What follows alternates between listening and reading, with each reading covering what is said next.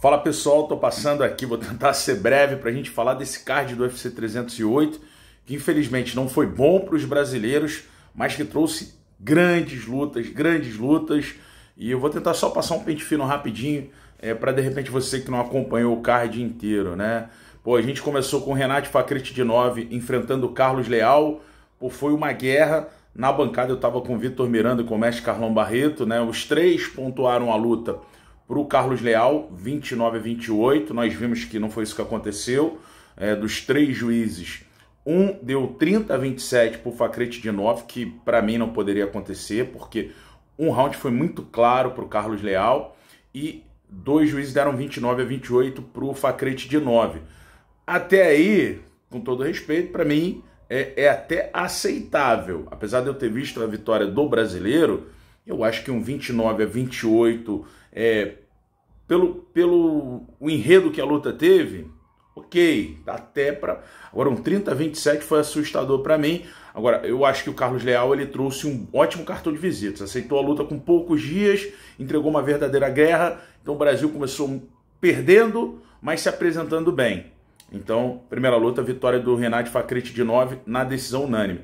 Segunda luta, cara, foi o Bruno Blindado contra o Naurdiev, né? Ismail Naurdiev. O Bruno tá vindo de uma sequência muito ruim, 3 derrotas, só uma vitória nas últimas 6 lutas. Pegou um cara que já teve passagem pelo UFC, depois saiu da organização, fez 7 lutas, das 7 lutas fora do UFC, 4 vitórias e 3 derrotas, estava vindo de uma vitória só na sequência, e eu esperava um Bruno que viria para cima, buscaria o nocaute, trazendo aquela característica dele que a gente já está acostumado. Mas não foi isso que aconteceu. Eu acho que o Naurdiev ele estava muito bem, né? Tanto quando ia para a trocação com o Bruno, ele estava sendo um cara inteligente, como também na luta agarrada. Ele conseguiu ali realmente controlar o brasileiro. Foi uma vitória por decisão unânime e inquestionável. Essa vitória para mim foi inquestionável. Depois o Bruno inclusive soltou um vídeo nas redes sociais falando da questão da ansiedade que ele está sofrendo. Realmente, cara, a ansiedade é algo complicado, precisa ser tratado. Pô, melhoras para o Bruno. Eu gosto muito do Bruno. O Bruno é paraibano, eu tenho um amor muito grande pela Paraíba, mas infelizmente não deu para ele, se apresentou muito mal. Não sei qual será o futuro do Bruno no UFC, porque chegou a 4ª derrota seguida, são 6 derrotas nas últimas 7 lutas. Então tá numa situação bem complicada. Bom, na terceira luta tivemos o brasileiro Vitor Hugo enfrentando o Farid Basharat, invicto, né, cara? E foi uma boa luta. Eu acho que o brasileiro ele viveu bons momentos, e principalmente quando ele boxeava, ele conseguiu bons low kicks, conseguiu algumas entradas ali de queda que trouxeram perigo, mas assim, na minha opinião, eu acho que o Vitor deveria ter boxeado mais. E o corner dele acabou falando isso também, né, no entre-round, porque ele estava bem, ele estava conseguindo, ele trouxe dificuldade para esse jogo do Basharat, tá? Foi uma vitória do Farid Basharat, mas com o brasileiro dando trabalho. E eu acho até que se o Vitor Hugo tivesse apostado e confiado mais no boxe dele, o Vitor Hugo tem um boxe e é um kickboxer também. O pai dele era um kickboxer profissional e ele desde os 5 anos treinava com o pai. Eu acho que faltou ele acreditar nisso. Poderia ter saído com a vitória. Eu acho que ele é um cara que tem totais condições de crescer dentro da organização. Agora ele vai ter que ver essa questão, porque lutaria no peso galo, teve que lutar no peso pena, de repente é daí pra frente, lutar no peso pena e aí performar melhor, porque vai se sentir mais à vontade para esse corte de peso, porque entrou com uma pressão a mais, porque teve que pedir, né, solicitar, entrar em um acordo com o adversário para não ficar ruim para ele. Então lutou na divisão dos penas, perdeu aí por decisão unânime. Bom, a outra luta que tivemos já foi luta não tendo brasileiro, mas foi uma luta de duelo peso pesado, Kennedy Nzechukwu enfrentando Chris Barnett. E, cara, era uma luta que a gente esperava um nocaute, né? Pô, pesos pesados, a gente sempre espera isso. O Barnett é aquele cara de 1,75 m, então é um cara que, pô, por uma divisão até 120 quilos, muito pequeno, mas é nocauteador e tem chutes, high kicks, cara, poderosos, impressionantes. Mas parece que ali, logo na apresentação, ele foi dar um pulo, né, para dar aquela pressão ali, para vir na adrenalina, e parece que aquele pulo que deu trouxe um problema no joelho dele, me parece o joelho esquerdo, e se você perceber, ele não tinha mobilidade na luta, então ele ficou parado no mesmo canto ali próximo da grade. O Nzechukwu não é um cara tão talentoso, eu acho até ele um lutador inconsistente, mas que é um cara mais longo, é um cara que tem muito mais alcance, tem 2,11 de alcance, foi muito bem, conseguiu ali, na medida do possível, conectar os golpes dele. O Chris Barnett, ele foi sentindo, cara, ele foi arrefecendo, até o momento que rolou um TKO, isso aí logo no início do primeiro round. Então foi uma luta que a gente esperava um panorama diferente, mas pela condição que o Chris Barnett teve ali no início da luta, com aquela possível lesão que ele mesmo arrumou, ele estava sozinho, o Nzechukwu conseguiu aí a 7ª vitória dele no UFC. Parabéns para ele. O Chris Barnett agora possivelmente vai ter o tempo para tratar essa lesão para poder retornar. Depois tivemos o Bruno Huck lutando contra o Abus Magomedov. Magomedov. E eu tava esperando uma luta muito boa entre os dois, assim. Luta de muita entrega. Eu gosto muito do Bruno Huck, tá? Eu acho ele muito pequeno para essa divisão peso médio. Ele é muito pequeno para a divisão peso médio. Tem 1,78 m. Não que ele não possa performar bem, como ele já vem performando bem. Mas eu acho que se ele conseguisse descer pelo menos para 7,7, a situação ficaria um pouco melhor para ele. Mas eu não sei também como é que é essa questão de corte de peso. Eu acho que ele deveria fazer um trabalho como o Aldo fez um trabalho para descer para o 61, fez um trabalho nutricional durante muitos meses. E a gente lembra que o Aldo tinha dificuldade até para bater o 66, ele tinha dificuldade para o corte de peso e agora ele consegue bater 61. Mas enfim, cara, foi uma luta que tivemos alternâncias, com o Abus Magomedov sendo um cara mais perigoso, né, que conseguiu ali na maioria das vezes estar melhor na performance do que o brasileiro. Eu acho que em alguns momentos o Bruno se aproximou da vitória, conseguiu uma blitz muito boa contra o Abus Magomedov, mas depois o Abus Magomedov ele conseguiu, cara, se encontrar, conseguiu grampear o brasileiro e aí na oportunidade encaixou aquele mata-leão e infelizmente, cara, infelizmente mesmo, aí o brasileiro foi finalizado, mas eu acho que nas papeletas o Abus Magomedov levaria também essa vitória. Uma pena, porque assim, como a diferença de alcance do brasileiro para o Abus Magomedov era uma diferença considerável, 10 centímetros ali, o Bruno ele até conseguiu conectar bons golpes duros no Abus Magomedov, mas teve essa dificuldade na distância. Por isso que eu falo, de repente descer para o 7,7 para ele é uma possibilidade real que pode realmente ser benéfica para ele fazendo um trabalho nutricional, né? Cortar o peso bruscamente eu acho que é ruim, porque o cara ele perde a vitalidade na luta. O brasileiro perdeu, foi finalizado. Na sequência aí para mim tivemos uma luta incrível, uma grande guerra entre dois lutadores que para mim foi a luta da noite, né? Eu colocaria o prêmio de luta da noite para essa luta.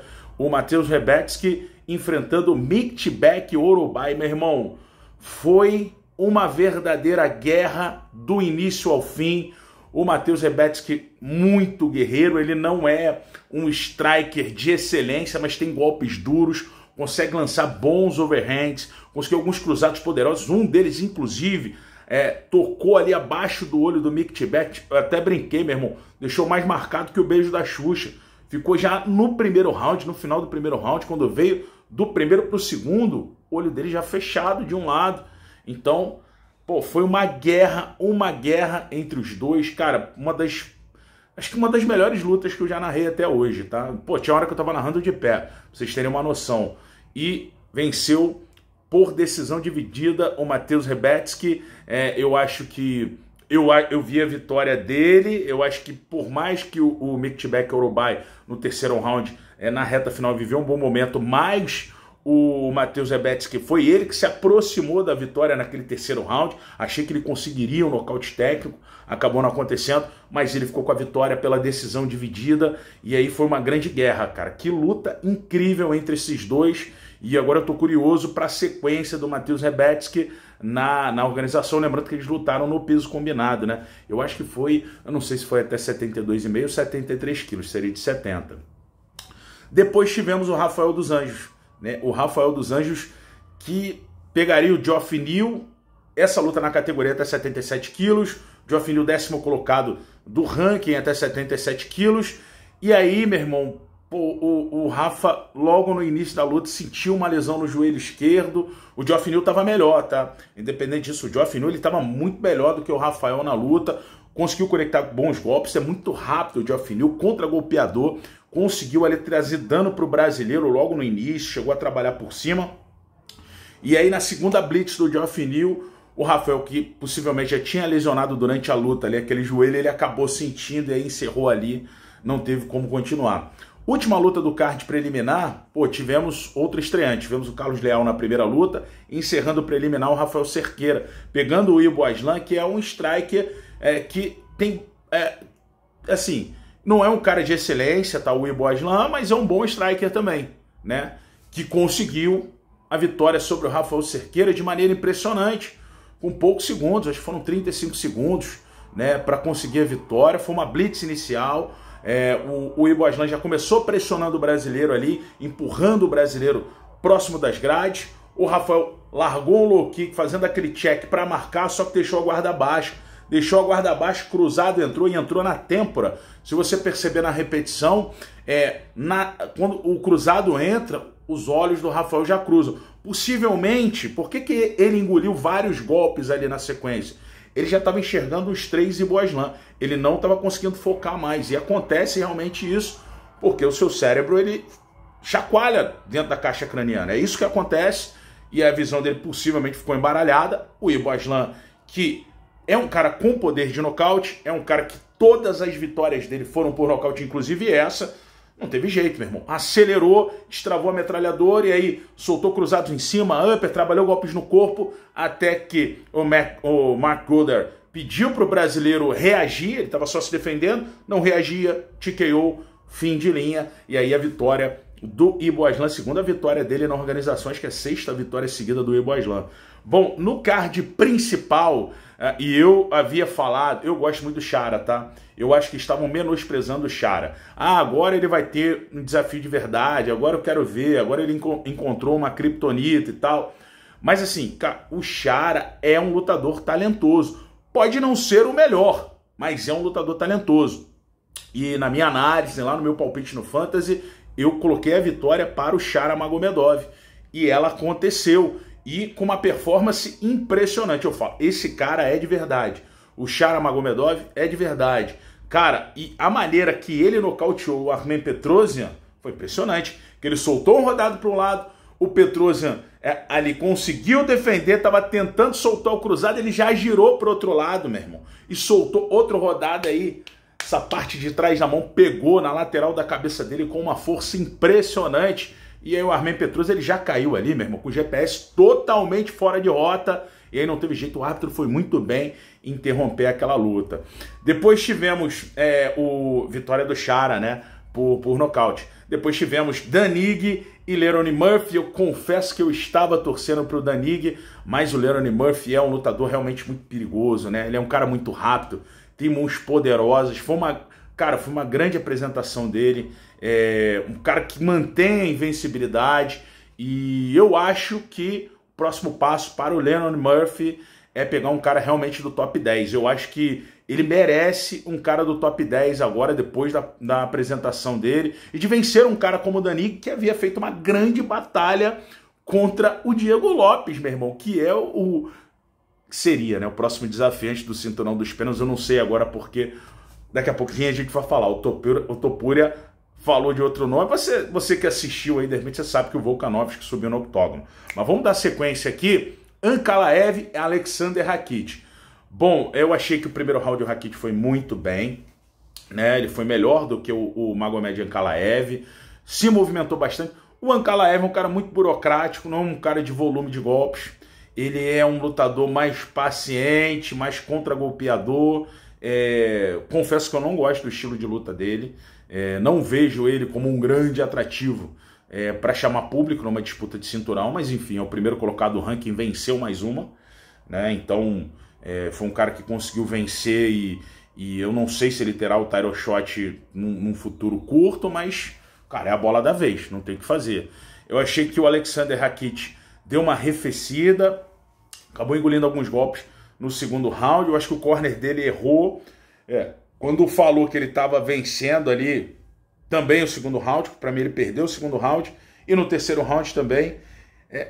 Cara, a luta assim não foi uma luta primor que a gente estava esperando, né? Vamos falar a verdade também, não foi a um lutão do Ankalaev nem dele, cara, nem dele. Eu acho que o primeiro round dele foi bom, enfim, vitória do Ankalaev por decisão unânime, mas numa luta que para mim, tirando a questão do Rafa, que se lesionou lá na penúltima luta do preliminar, depois tivemos o Rafael Cerqueira, que realmente não lutou, né, já levou um golpe ali e sentiu e foi embrulhado pelo Ibo Aslan. Foi a pior luta do card para mim, Ankalaev e Rakic, pelo menos na minha opinião. Eu sei que de repente você pode pensar diferente, né, pode enxergar o duelo, esse matchup aí diferente, mas eu não gostei do que eu vi. Esperava uma luta, para quem quer disputar um cinturão contra um Poatan, que é o cara do momento, achei que foi muito pouco.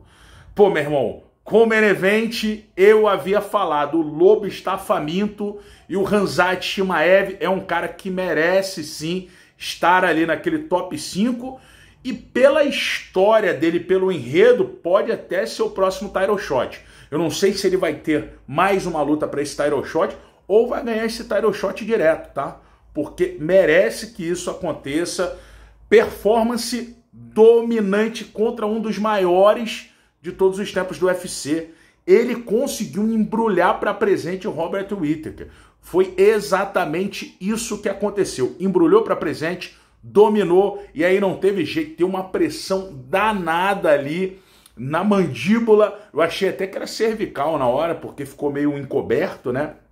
Mas, cara, que performance do Chimaev. Bela vitória dele contra um ex-campeão, um dos caras que tem aí, com certeza, né, tem ainda um caminho a trilhar no UFC, é um ótimo lutador, o Whittaker, é um lutador histórico, mas que foi anulado pelo Chimaev. Tava todo mundo esperando, o Whittaker vai vencer o Whittaker. Cara, e não aconteceu. Eu coloquei no Fantasy vitória do Lobo. E que performance maravilhosa. E será, com certeza, se ele conseguir se manter assim, sem se lesionar, conseguir ficar mais regrado, para não ter imunidade muito baixa, é um cara aí que vai brigar pelo cinturão, se já não for o próximo desafiante. Performance de gala do Chimaev, gostei demais, meu irmão, gostei demais mesmo. E agora a gente fica aguardando cenas dos próximos capítulos, porque tínhamos lá o Caio Borralho, né, que inclusive já treinou com o Chimaev e também é um cara que está próximo de um title shot. Luta principal, eu falei também, Ilia Topuria é um diamante do UFC. Esse cara é muito bom. Ilia Topuria é um cara completo, duríssimo em todas as áreas. É um lutador de MMA. É um cara que se vira bem em qualquer cenário e é bom em qualquer cenário. É um lutador inteligente. Lutou contra uma lenda. O Max Holloway é uma lenda. Primeiro round duríssimo. Um segundo round duríssimo também.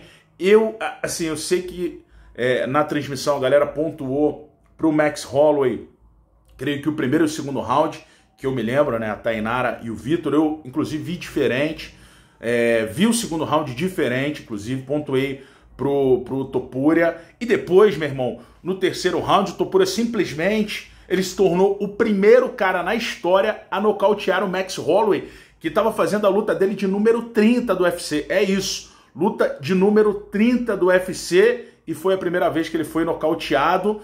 E o Topuria, além de tudo, coloca mais essa linha no livro que ele está escrevendo, nessa história dele no UFC.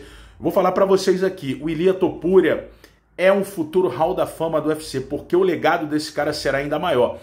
Tá falando em subir também para a divisão peso leve, e eu acho que ele poderia até descer para 61, porque ele não é um cara alto, ele é um cara pequeno, tem 1,70 m. E eu acho que, como ele é um cara regrado, que se cuida muito, poderia até descer para o 61, para o peso galo, para buscar o cinturão da categoria de baixo também. Qualidade tem para isso.